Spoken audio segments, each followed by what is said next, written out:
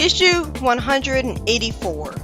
We start out with the echidnas who were sent to Albion, worried at a flash of light they assume it's Enerjack. The force field is at least back up over the nanite city, and Julie calls out for Knuckles in Angel Island, also shielding herself from the light.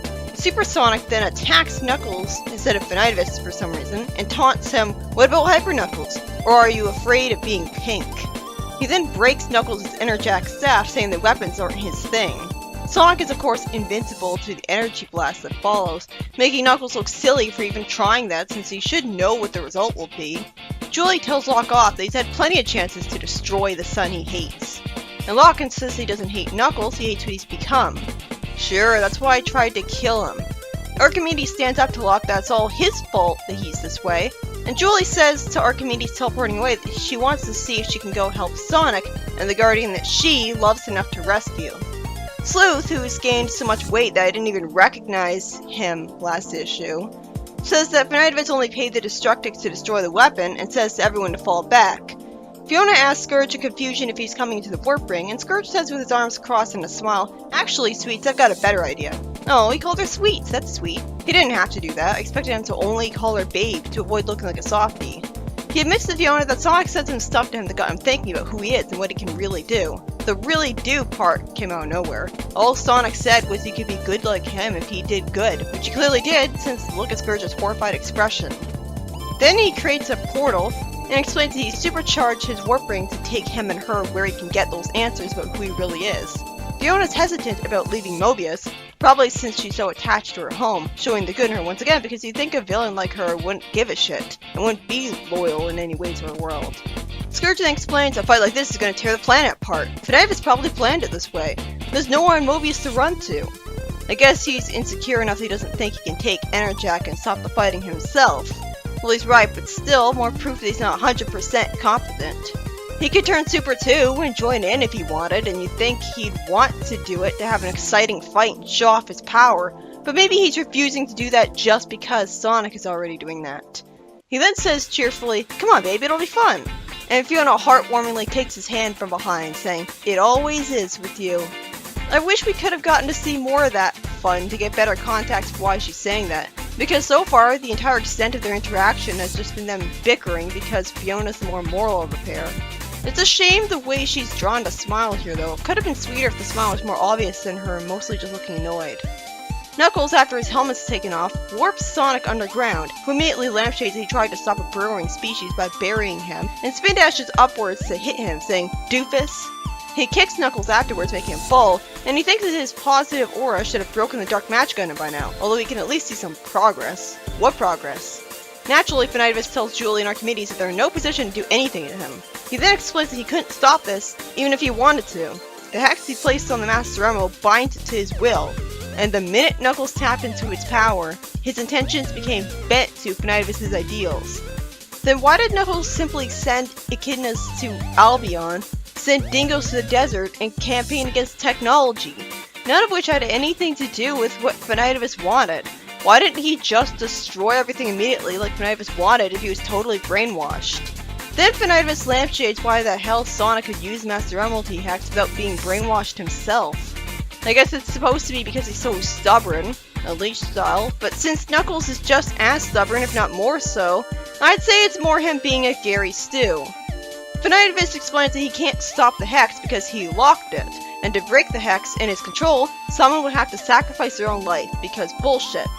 Seriously, he's not even gonna try to explain it? This comes off as just a really lame excuse to finagle a reason for killing off a character.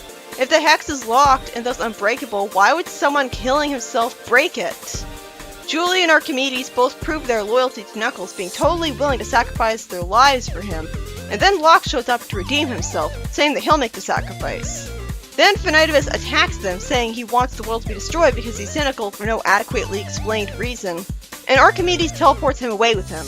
That was easy. Julie says that with all those warp rings around, Finidus won't be gone long. Then Locke sits on the Master Emerald, says the SA1 Chaos chant, and tells the Emerald to release his boy. Why is his text all black and evil looking? It made sense for Finidus, but not for him. He's not a technomage. So because Locke somehow used the Master Emerald despite Finidus blocking his link to it, Knuckles is brought back to normal through the power of plot holes. And Sonic immediately shows compassion for him, holding him in his arms as he looks tired and says, "Easy, Knucks, I've got you." Aww. Then Julie hugs Knuckles crying, telling him that his father sacrificed his life to stop Venidus. For some reason, before I read up to this point, I assumed that Scourge had been the one to kill Locke, especially since there was plenty of foreshadowing to it with all the death threats he casually gave him. But it turns out he sacrificed himself to stop Venidus instead. I think the Scourge thing would have made a lot more sense. Knuckles punches Venidus, saying that he remembers everything, and Venidus warps away. Sonic looks all worried about him, not sure what to say, and Julie wants him to go back down and let everyone know he's okay at the city.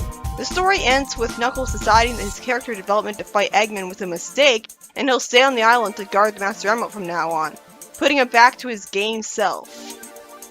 In the next story, we see Landa talking to someone off screen that she didn't know where else to turn, and she complains about how all the Dark Legion era cybernetics were removed. So why can't they just immediately make new cybernetics for themselves? That's a pretty big gaping plot hole right there. The Dark Legion has to be able to make their own cybernetics, otherwise they wouldn't have any. After a pointless recap, Landa says that she just has to be made Grand Master of the Dark Legion and they'll follow her instead. Yup, that's what I expected. The Dark Legion's allying with Eggman. And again, this makes absolutely no sense because they don't have to do this. It's so arbitrary and forced of a concept. And the story ends with Eggman arbitrarily betraying Landa out of nowhere, saying that Dimitri is the Grand Master Legion and not her now. This just might be the fastest double cross for him yet. This issue was by Ian Flynn. The first story, after wasting our time with Knuckles trying to fight an invincible Super Sonic, has Locke sacrifice his life to break the spell on Knuckles. This makes absolutely no sense for two reasons. One, it was clearly stated that Venidus broke Locke's link with the Master Emerald, meaning he shouldn't be able to do anything with it. Two, Venidus said that anyone who interacts with the Hex Emerald bends to his will, and he's sitting on it. And I could kind of understand Sonic not being affected because he's the ultra stubborn Sega mascot Gary Stu, like in Unleashed where he magically wasn't corrupted by Dark Gaia. But why would Locke be immune to the brainwashing? He just tried to kill his son! He's not too good for that. And a third reason. Third, there was no build-up to and no explanation for a life sacrifice being the key to breaking the Hex. It came completely out of nowhere as a lame excuse to kill off a character. So was Locke killed off for fan service to appease the fans who don't like Knuckles having a dad? Is his mother next? His baby brother? It's just a diabolos ex machina, plain and simple. I originally thought that Locke would have died from sacrificing his life to stop Scourge after he turned super, but just like with Venidus' origin story, I guess it just had too much faith in the writing. Instead, random ass pull Deus Ex Machina go. At the very least, it makes sense that Knuckles wants to stay on the island and guard the Emerald now, to honor his father's wish, but that was really a sour note to end it on. Not because Locke didn't deserve it for trying to kill his son, but because it made zero sense. I didn't know that they could top the nonsensicalness of the way Penders killed off Locke, with him dying of cancer when echidnas have magic and technology to cure him, but apparently this makes even less sense. And in the second story, it's once again founded on a giant plot hole. The Dark Legion has shown itself to be perfectly capable of making their own cybernetics. For what reason would they ever think that siding with Eggman of all people was necessary? And not only that, but Eggman arbitrarily gives away the leader position to Dimitri just to spite Landa. That's just begging for her to go off on her own and start her own faction against them. The whole time I was just asking why. It'd be fine if it was explained that Enerjack Knuckles put a curse on them, preventing them from re-cyborgizing themselves that only Eggman could cure, but that's not the case. The Dark Legion should hate Eggman as much as everyone else does for ruining the planet, and for being in the way of world domination for them. And they fought against Eggman on Angel Island, so there's no foreshadowing to this. Bottom line is, this issue can be summed up with random Deus Ex Machina combined with Diabolos Ex Machina, and clumsy excuse to finagle the Dark Legion joining Eggman. Let never be said that everything Ian Flynn writes is gold. Although even then, I still enjoyed the first story. It was engaging, I just hated a certain part of it.